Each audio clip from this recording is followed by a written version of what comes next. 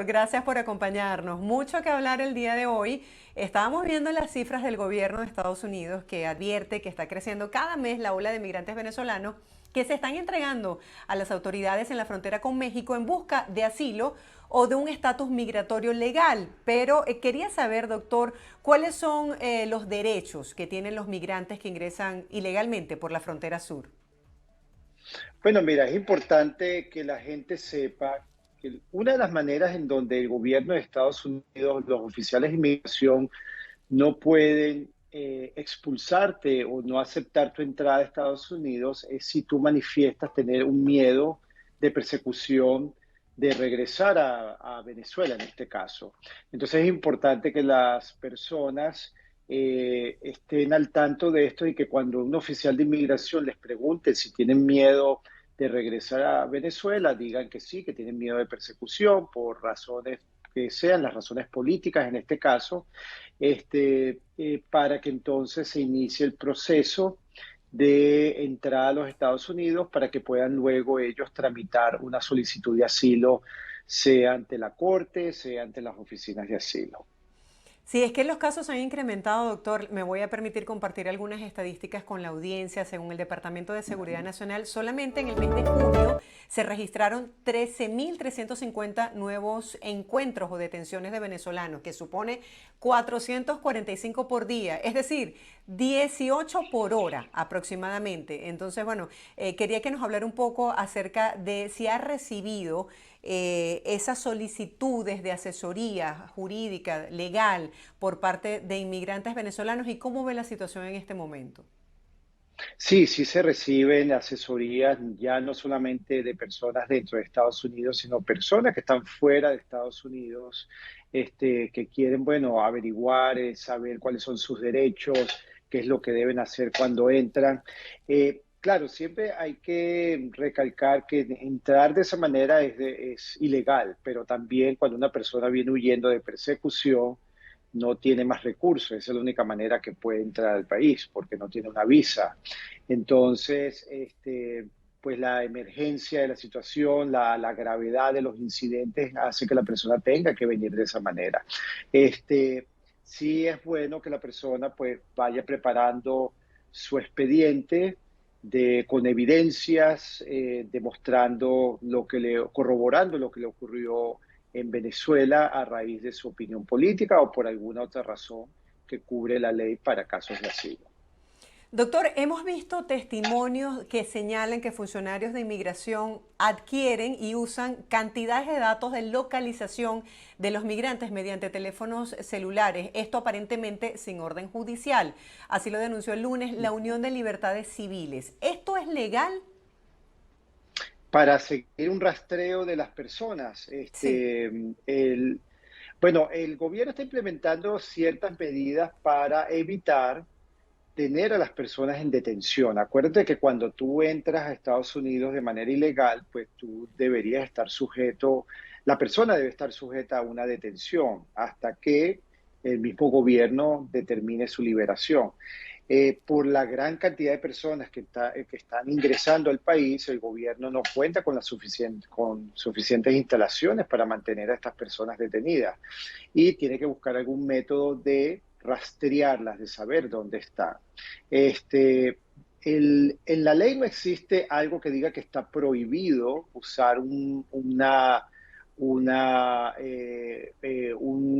aparato GPS que tenga un rastreador, un GPS para saber dónde está la persona. Sin embargo, claro, se podría entender que es invasión de la privacidad en cuanto a que siempre están monitoreando dónde te encuentras. Si sales de un determinado radio, entonces el aparato pues empieza a dar una señal de que ya tú estás fuera del área de cobertura. Pero esto ocurre con muchas personas dentro de Estados Unidos que son liberadas bajo parol también. Y es un sistema que ha sido usado por el gobierno desde hace mucho tiempo. Doctor, y también es importante hablarle a las personas que nos están viendo en este momento de lo clave que es la información que se comparte a través de las redes sociales, porque tengo muchos allegados que me han hablado de que en el Departamento de Inmigración analizan toda esa información que se comparte que pudiese ser incompatible o inconsistente con el caso que se está presentando. Quisiera que nos Si es hablara un poco acerca correcto. de eso. Si es correcto, los oficiales de inmigración pueden revisar tu teléfono y si ellos consiguen información en el mismo que desvirtúa lo que tú estás diciendo en tu caso de asilo, pues ellos pueden usarlo en tu contra. Hay anécdotas de personas que han venido a Estados Unidos legalmente y cuando en el aeropuerto, cuando son sometidas a una segunda inspección, les revisan los teléfonos y consiguen mensajes, por ejemplo, mira, sí, te conseguí un trabajo, cuando llegues avísame. Todo esto lo hacen, lo utilizan los oficiales de inmigración para entonces rechazar tu entrada al país y expulsarte. Lo mismo puede ocurrir cuando estás pasando por la frontera. Entonces hay que tener mucho cuidado en la información que tú vas manejando, que tengas almacenada en el teléfono. Es preferible que cualquier documentación que vayas a usar en tu caso, entonces, si es relacionada a tu caso, pues la tengas ahí de manera digital, porque eso sí no desvirtúa el propósito de tu venida a los Estados Unidos. Doctor, no sé si tiene información de cómo está la situación en este momento en los centros de detención fronterizos aquí en Estados Unidos y cuál es el tiempo que pudiese pasar. Entiendo que esto depende de cada caso, pero una persona que ingresó de manera ilegal, ¿cuánto tiempo puede pasar en este lugar y de qué manera, si no tiene los recursos económicos, puede acceder a la asesoría de un abogado? Mira, el tiempo no te podemos decir exactamente cuál es el estándar, ¿verdad? Porque los casos varían. Hay personas que ni siquiera pasan por un centro de detención, simplemente los procesan, les toman sus datos, les dan un citatorio para presentarse ante las oficinas de ICE en la ciudad donde se dirigen y los liberan y los dejan ir. Hay otras personas que pasan 5 días, hay otras personas que pasan un mes, hay personas que pasan 6 meses, ¿ok? Todo va a depender de cuál es la política que tenga el oficial o el centro donde la persona se presentó. La nacionalidad de la persona influye también. Entonces, asesoría acceso a un abogado, sí, el gobierno tiene que proveer, no proveer, permitir, perdón, acceso al abogado, obviamente pagado por la persona, para una representación legal ante la corte, ante los oficiales de inmigración. Entonces, varía muchísimo, no se le puede dar a la persona un estimado de tiempo, mira, vas a durar 15 días detenido, vas a durar un mes, no, la persona va a tener que entrar y arriesgarse a que puede ser un día, a que puede ser un mes, a que puede ser 6 meses. Hay gente que pasa un año detenida. Doctor, quería saber qué necesita una persona que quiera armar su caso de asilo para que esté bien argumentado y un televidente nos pregunta cómo lo puede sustentar cuando ya salió de Venezuela. Claro, acuérdate que los casos de asilo necesitan corroboración. O sea, primero necesitas demostrar que el maltrato que sufriste, los acosos, las amenazas, eran severos, suficientemente severos como para afectar tu integridad física, tu libertad. Y esos maltratos tienen que estar conectados a una de las 5 causales o características que protege la ley. Entonces, si el maltrato se produjo por tu religión, por tu raza, por tu nacionalidad, por pertenecer a un grupo social determinado, aquí entran los casos de violencia doméstica, violencia contra las personas del grupo LGTB o maltrato por tu opinión política. Entonces, hay que conectar lo que se llama, hay que hacer un nexo, una conexión entre el maltrato y una de estas 5 características. Eso es lo principal. Luego viene la corroboración. La corroboración es evidencia, documentación, fotos, cartas de apoyo de personas que corroboren lo que te ocurrió. Por ejemplo, si usted sufrió una golpiza severa, Entonces, y fue a un ambulatorio a que lo tratara o llamó a su médico particular, entonces una carta de ese médico diciendo, describiendo lo que él vio, lo que le hizo, el tratamiento que le dio. Si pertenece usted a un partido político, entonces carta de membresía de ese partido político.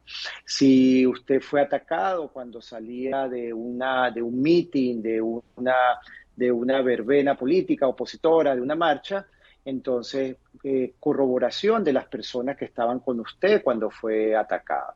Y si puso denuncia del ataque, entonces copia esa denuncia. Esa es la documentación básica que una persona debe de tener cuando va a solicitar asilo. Claro, porque muchas personas consideran que califican para el asilo, pero no sustentan bien o no reciben la asesoría para sustentar bien el caso y es allí cuando él es negado el proceso. Correcto, doctor. Una persona que tiene una buena asesoría y tiene buenos argumentos y que son sustentables, pruebas, evidencias, por lo general existe la disposición de que se le sea aprobado el asilo. Sí, existe la disposición, sea ante la oficina de asilo o sea ante el juez.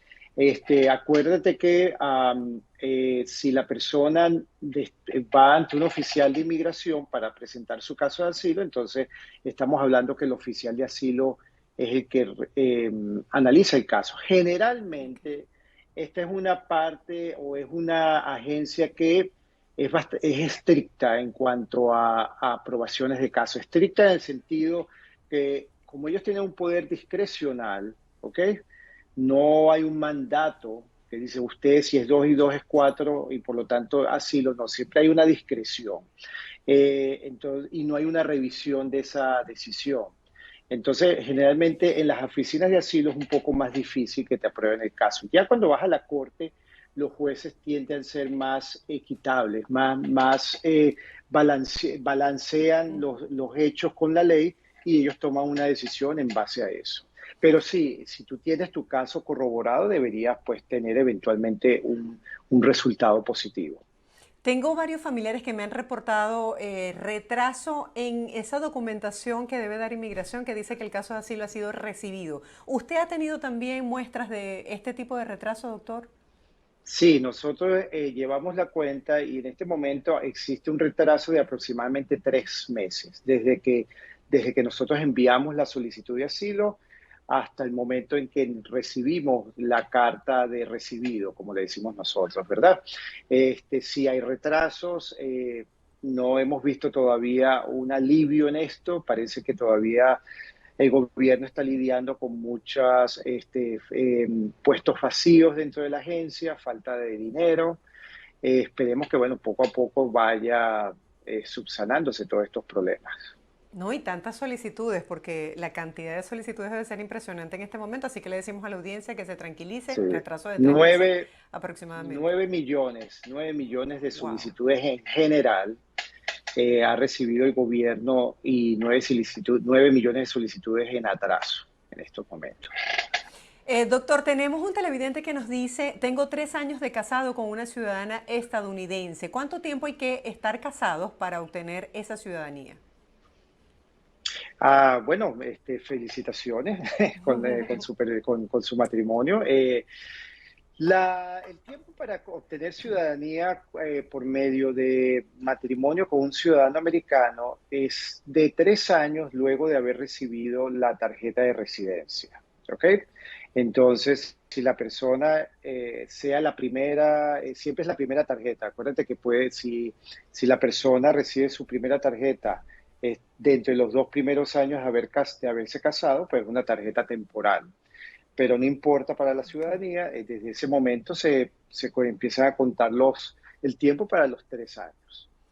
Doctor, otra persona que nos sigue nos dice lo siguiente, soy venezolano, me casé con una ciudadana americana. Si me divorcio, porque estamos en trámites de divorcio, nos dice, pierdo cualquier trámite para obtener mi residencia, tendría que iniciar de nuevo otra petición. Correcto. Si te casaste y todavía no has recibido tu primera residencia, ¿ok? La única opción que tú vas a poder obtener una residencia es si tú te estás divorciando debido a que sufriste maltratos, ¿verdad? Maltrato cruel e inhumano, como lo describe la ley. por parte de la ciudadana americana en este caso, o el ciudadano americano en otros casos, ¿ok?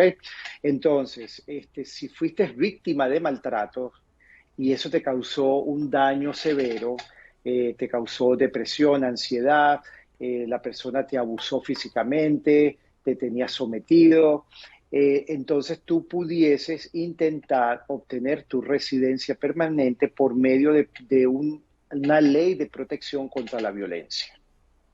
Perfecto. Doctor, otra persona nos dice lo siguiente, este es un caso muy común, muy recurrente. Llegaron a Estados Unidos de Ujú. manera legal y quieren ejercer la profesión. No especifica cuál es su profesión actual. ¿Nos puede hablar de en qué casos o en qué profesiones no pudiese ejercer en este país, a menos que hagan reválida, y en qué casos sí pudiese optar por mantenerse activo en la profesión aquí en Estados Unidos? Bueno, mira, asumiendo que la persona tiene permiso para trabajar, es residente permanente, ¿ok?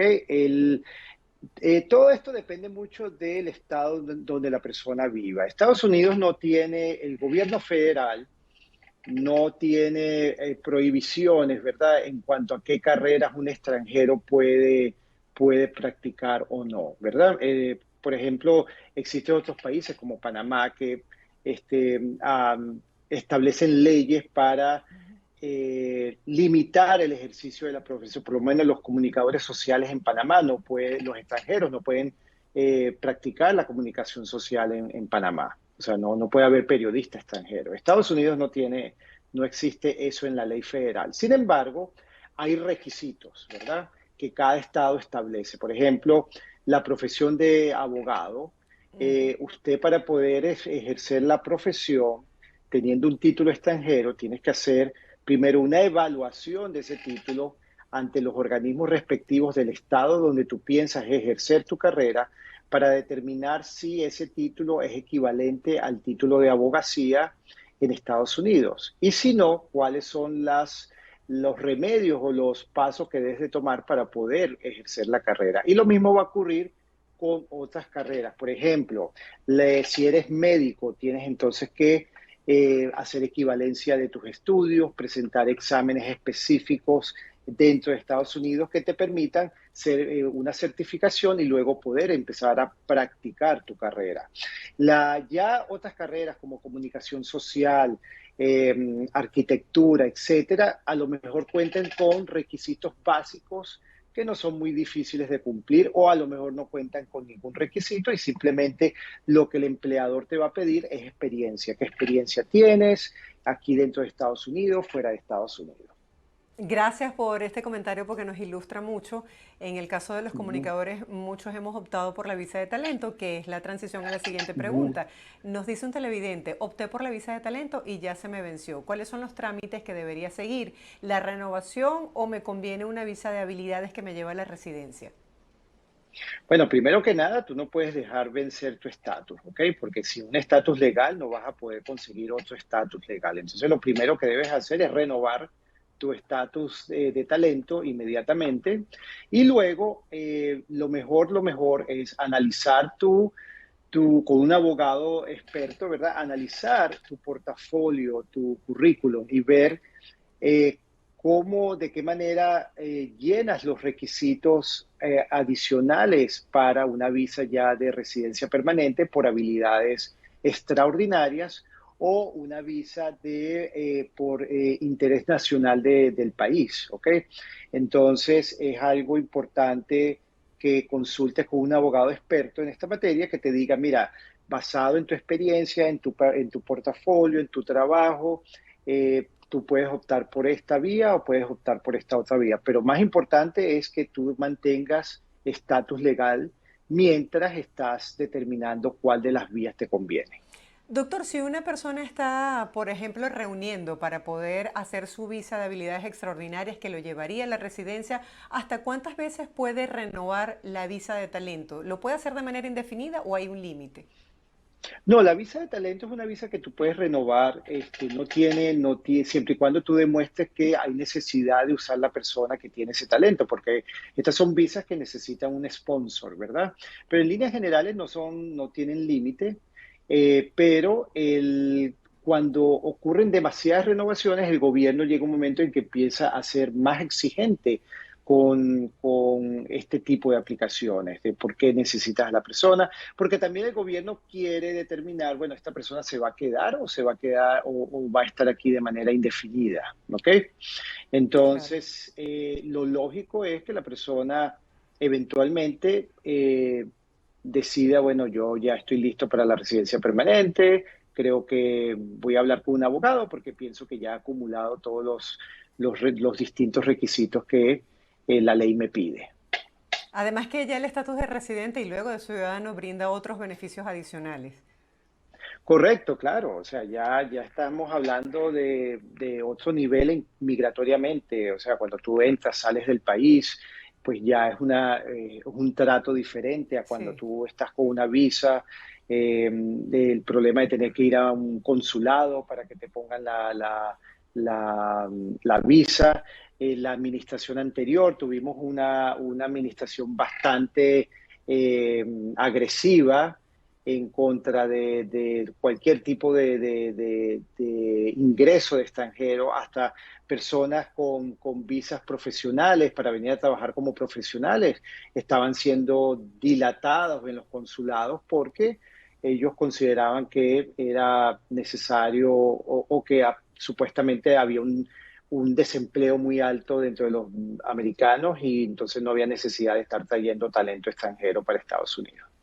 Claro, doctor, nos escriben por YouTube y nos dice un usuario que está tramitando en este momento el asilo, está en el proceso de que le respondan y necesita hacer un viaje a Argentina. ¿Puede hacerlo?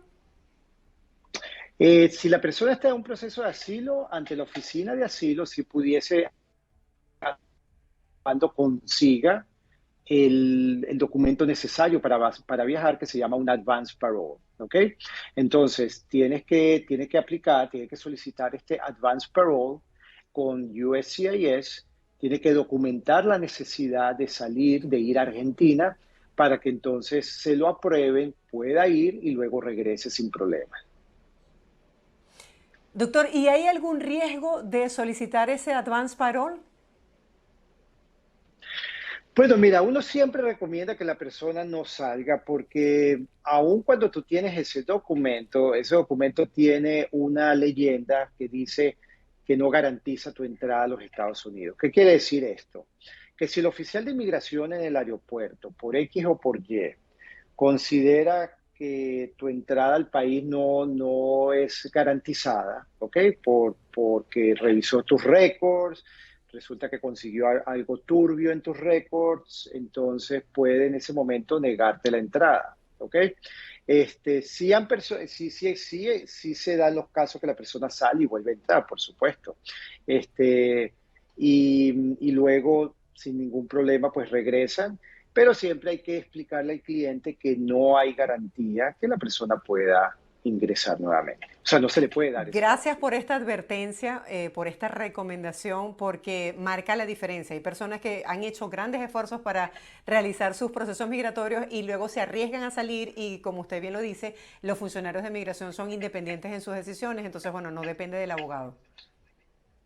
Correcto, correcto. Ujú. Doctor, un televidente nos dice lo siguiente, entré a Estados Unidos como turista, ahora estoy tramitando un asilo y quiero volver a retomar mis estudios universitarios. ¿Esto sería posible con mi estatus actual de turista? ¿Entró como turista y quiere aplicar por asilo o aplicó ya por asilo? Dice que quiere aplicar por asilo, pero también quiere retomar sus estudios. En ese caso, ¿qué sería mejor? ¿Un asilo o una visa de estudiante? Bueno, mira, la persona, la ventaja de muchos auxilios migratorios, ¿verdad? Es que tú puedes aplicarlos paralelamente, ¿ok? Entonces, si esta persona quiere estudiar y tiene los recursos económicos y la aceptación en una escuela que está autorizada para recibir estudiantes extranjeros, yo recomendaría que tramite su visa de estudiante mientras también paralelamente presente un caso de asilo. Cuando el caso de asilo debe presentarse dentro del primer año de haber ingresado a Estados Unidos. Sin embargo, existen excepciones a esa regla. Una de las excepciones es que la persona haya mantenido estatus legal migratorio durante al momento que aplica por un asilo. ¿Qué quiere decir esto? Que si la persona está estudiando, ya tiene más de un año, 2 años en el país estudiando y ya se siente lista para solicitar asilo, puede entonces hacer su aplicación e introducirla y el oficial de asilo no debe penalizarla por haber presentado la aplicación después del año de haber entrado al país, ya que esa persona ha estado en un estatus migratorio válido, en este caso de estudiante. Lo mismo ocurre con personas que tienen visas profesionales para trabajar como profesionales, visa de artista, siempre y cuando se demuestre que la persona ha mantenido estatus legal, entonces esa regla del año se relaja en este caso y el oficial de inmigración no tendría por qué negar el caso por esta regla, por no cumplir con esta regla. Doctor, un televidente nos dice lo siguiente: realicé la solicitud para presentar mi examen de ciudadanía a través de la web, pero aún no he tenido respuesta. ¿Qué debo hacer en este caso? Bueno, primero hay que revisar cómo están los tiempos de procesamiento, ¿verdad? Entonces, basado en el lugar donde tú vives, tienes que ingresar a la web, específicamente en la herramienta que tiene el gobierno en el website de USCIS, donde tú buscas Case Processing Times, ¿ok? Y allí tú seleccionas la aplicación, en este caso la N400, luego te preguntan en qué lugar está en proceso, en qué sitio se encuentra esa aplicación, tú seleccionas el lugar de procesamiento y luego te va a arrojar un estimado de tiempos de procesamiento. Si tu caso está dentro del tiempo de procesamiento, pues no hay nada que puedas hacer, tienes que esperar. Si tu caso está fuera del tiempo de procesamiento, entonces y pon una queja con el número de atención al cliente para que entonces investiguen por qué existe ese retraso. Doctor, una última pregunta brevemente ya para finalizar, para no dejarla por fuera. Es ciudadana americana desde hace un mes y quiere traerse a su mamá que está en Venezuela. ¿Qué debe hacer? Bueno, si la mamá no tiene visa, entonces lo recomendable es que inmediatamente empiece el proceso de petición de una visa de inmigrante de familiar inmediato, en este caso de madre, de ciudadana americana, ¿ok? Si la señora tiene visa americana, pues yo recomiendo que la señora entre con su visa americana y después de 90 días de haber ingresado al país, entonces la hija empiece el procesamiento de petición. Va a depender mucho si la señora tiene o no tiene visa americana. Si no tiene visa americana, entonces este es un procesamiento, este es un proceso que tiene dos etapas. Primero es la petición de una visa de inmigrante. Una vez que el gobierno aprueba esa petición, viene la segunda etapa, que es el proceso consular. Y en ese proceso consular es cuando eventualmente va a haber una entrevista en un consulado, en este caso Bogotá, si la persona vive en Venezuela, y los oficiales consulares le darán su respectiva visa para que la señora venga. Estamos hablando de un periodo de 2 años más o menos. Doctor, se nos fue el tiempo volando el día de hoy. Wow, Gracias por sí. acompañarnos, pero antes de despedirnos, yo quiero que aprovechemos este espacio para felicitar a nuestro director, Freddy Berer, quien está de cumpleaños el día de hoy. Él pensaba que se nos había olvidado, pero no. Es difícil sorprender con Wow. imágenes al director, pero antes de despedirnos, el cumpleaños feliz. Freddy, gracias por todo. Bendiciones para ti, te queremos muchísimo. Y bueno, suena en el fondo el cumpleaños feliz. Sí, felicitaciones, Freddy. Gracias por el gran trabajo que haces todas las mañanas en el canal, de verdad que sí. Y bueno, muchos éxitos, mucha felicidad y que todos tus proyectos se cumplan.